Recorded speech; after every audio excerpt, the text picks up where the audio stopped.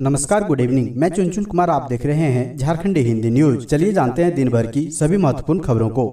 हेमंत सोरेन पर 1000 करोड़ के अवैध खनन मामले में आरोप तय। झारखंड में 1000 करोड़ रुपए से अधिक के अवैध पत्थर खनन मामले में सीएम हेमंत सोरेन के विधायक प्रतिनिधि पंकज मिश्रा और बच्चू यादव के खिलाफ रांची स्थित विशेष पीएमएलए कोर्ट ने शुक्रवार को आरोप तय किए। दोनों फिलहाल न्यायिक हिरासत में है। तीसरे आरोपी प्रेम प्रकाश ने आरोप मुक्ति याचिका दायर की है, इसलिए इस मामले में अदालत के आदेश तक उसके मामले को ठंडे बस्ते में रखा गया है। इस बीच पीएमएलए अदालत ने ईडी के सहायक निदेशक और मामले के जाँच अधिकारी देवव्रत झा के खिलाफ पंकज मिश्रा की शिकायत याचिका को खारिज कर दिया। पंकज मिश्रा ने देवव्रत पर आरोप लगाते हुए कहा था कि उन्होंने मामले के तथ्यों को दबाया और उन्हें फंसा दिया।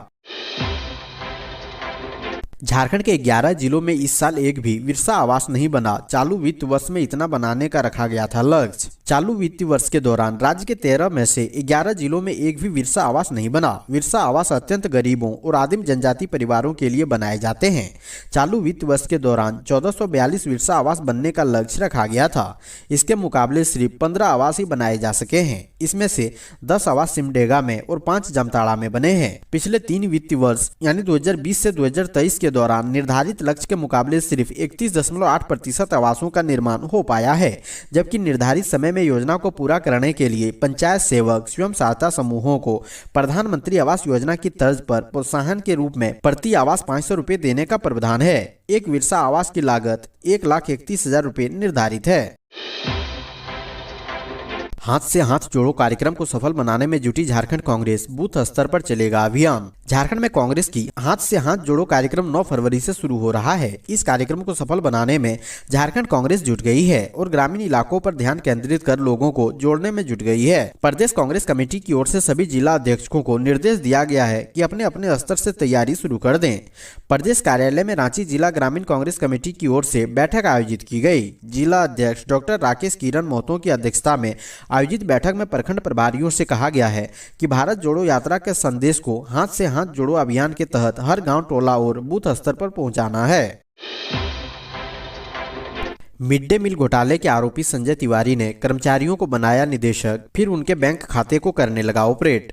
100 करोड़ के मिड डे मील घोटाले के आरोपी संजय तिवारी ने अपने कर्मचारियों को अलग अलग कंपनियों में निवेशक बनाया। इसके बाद उनके निजी बैंक खातों पर कब्जा कर उन्हें ऑपरेट करने लगा। परिवर्तन निदेशालय की ओर से की जा रही जांच में तिवारी के इस कारनामे की जानकारी मिली है। जांच में पाया गया है मिड डे मील के 100 करोड़ रुपए भानु कंस्ट्रक्शन कंपनी के खाते में ट्रांसफर होने के बाद बैंक की ओर से फोन कर संजय तिवारी और सुरेश कुमार को इसकी जानकारी दी गई थी। साथ ही मेल से भी गलती से पैसा ट्रांसफर होने की जानकारी दी गई थी, लेकिन संजय तिवारी व सुरेश कुमार ने मिलकर यह फैसला किया कि वे बैंक नहीं जाएंगे और इस रुपए का इस्तेमाल अपनी व्यापारिक गतिविधियों के लिए करेंगे। इसके बाद संजय तिवारी ने मिड डे मील के पैसों में से 53 करोड़ रुपए खातों में ट्रांसफर कर लिया। जामताड़ा में सरस्वती मूर्ति विसर्जन के दौरान 2 गुटों के बीच पथराव, भीड़ को नियंत्रण करने को लेकर पुलिस ने की हवाई फायरिंग। जामताड़ा में सरस्वती मूर्ति विसर्जन के दौरान 2 गुटों के बीच हिंसक झड़प हुई है। इस घटना में दर्जनों लोग घायल हुए हैं।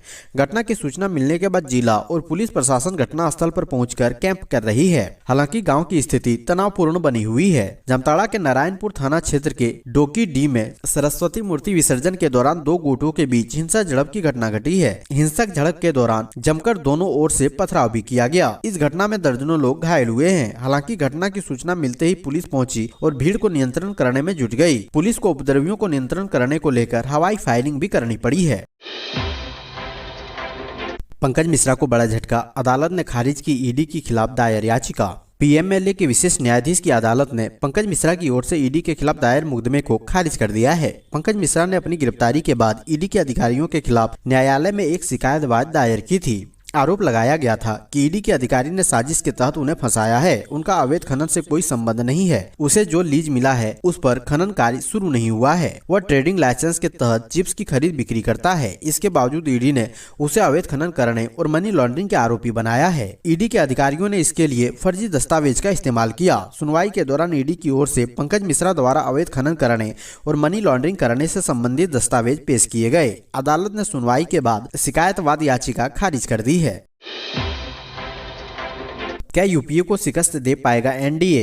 दीपक प्रकाश से मिले सुदेश, रामगढ़ उपचुनाव को लेकर बनी रणनीति। आजसू प्रमुख सुदेश महतो ने शुक्रवार को भाजपा अध्यक्ष दीपक प्रकाश से मुलाकात की। मौके पर संगठन महामंत्री करमवीर सिंह भी मौजूद थे। आजसू अध्यक्ष श्री महतो ने भाजपा नेताओं के साथ रामगढ़ उपचुनाव को लेकर चर्चा की। भाजपा से रामगढ़ उपचुनाव के लिए समर्थन मांगा। भाजपा व आजसू नेताओं ने तय किया है कि उपचुनाव में दोनों पार्टियां मिलकर लड़ेगी। गठबंधन के सहारे यूपीए को शिकस्त देंगे। दोनों ही दलों के कार्यकर्ता मिलकर इस चुनौती से निपटेंगे। भाजपा अध्यक्ष श्री प्रकाश ने आजसू नेता से कहा है कि वह इस मुद्दे पर केंद्र नेतृत्व से बात करेंगे। केंद्र नेतृत्व के निर्देश पर पार्टी आगे बढ़ेगी। वह जल्द ही दिल्ली जाएंगे। उपचुनाव को लेकर एक साझा राजनीति बनाई जाएगी। मुलाकात के बाबत श्री महतो ने कहा है कि रामगढ़ उपचुनाव में दोनों दल मिलकर लड़ेंगे। इस चुनाव में एनडीए जमीन पर ताकत दिखाएगी। उपचुनाव को लेकर भाजपा नेताओं से लगातार बातचीत हो रही है। झारखंड के धनबाद में भीषण अग्निकांड, डॉक्टर दंपति समेत 4 लोगों की मौत। झारखंड के धनबाद से एक बड़े हादसे की खबर सामने आई है, जहां धनबाद में स्थित डॉक्टर वीसी हाजरा अस्पताल में देर रात आग लगने से कोहराम मच गया। अग्निकांड में डॉक्टर समेत 4 लोगों की मौत हो गई। मृतकों में डॉक्टर विकास हाजरा, उनकी पत्नी डॉक्टर प्रेमा हाजरा, भगना सोहेल कंगारू, खाना बनाने वाली तारा एवं डॉक्टर विकास के एक रिश्तेदार शामिल है। सभी की मौत जहरीले धुएं से दम घुटने के कारण हुई है। डॉक्टर विकास हाजरा अस्पताल के संस्थापक डॉक्टर सीसी हाजरा के पुत्र हैं। हालांकि आग लगने के बाद सभी मरीजों को सुरक्षित बाहर निकाल लिया गया है।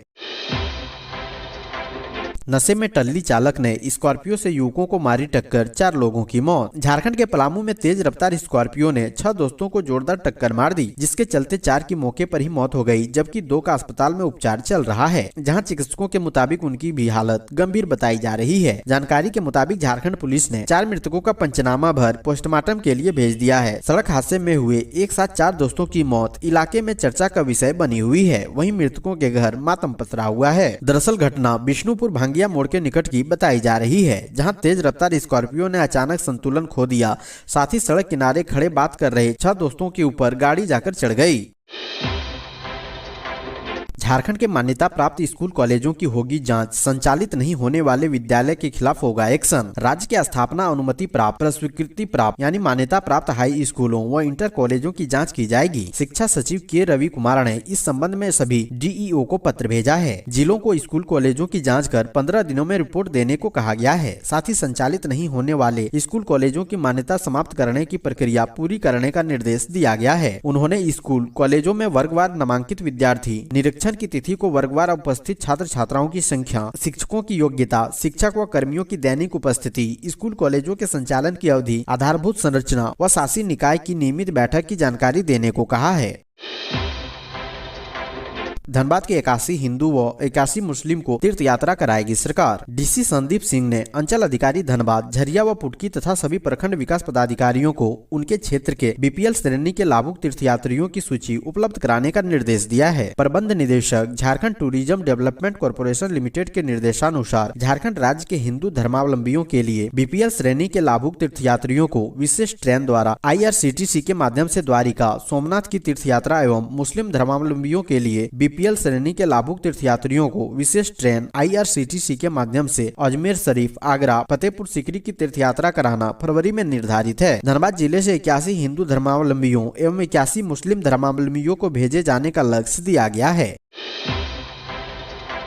सीएम का दावा, बोले सब्जियों के प्रोडक्शन हब के रूप में विकसित हो रहा प्रदेश, देश विदेश पहुंच रही 18 लाख टन सब्जियां। झारखंड सब्जियों के बड़े प्रोडक्शन हब के रूप में विकसित हो रहा है। यहां उपजाई जा रही फूलगोभी, शिमला मिर्च, फ्रेंच बीन, टमाटर, गाजर, भिंडी सहित कई तरह की सब्जियां देश विदेश तक पहुँच रही है। कृषि विभाग के मुताबिक झारखंड से हर साल लगभग 18 लाख टन सब्जियां बाहर भेजी जा रही है। सरकार का लक्ष्य अगले 10 वर्षों में राज्य में सब्जियों का कुल उत्पादन 100 लाख टन पहुँचाने का लक्ष्य है। राज्य के रांची, बोकारो और रामगढ़ जिले के किसानों द्वारा उपजाई जा रही सब्जियों की खेप दुबई, सिंगापुर और अरब देशों में नियमित तौर पर भेजी जा रही है। Jharkhand state livelihood promotion society, mother dairy और कुछ अन्य संस्थाएं राज्य के कृषि उत्पादों को देश विदेश का बाजार उपलब्ध कराने में मदद कर रही है।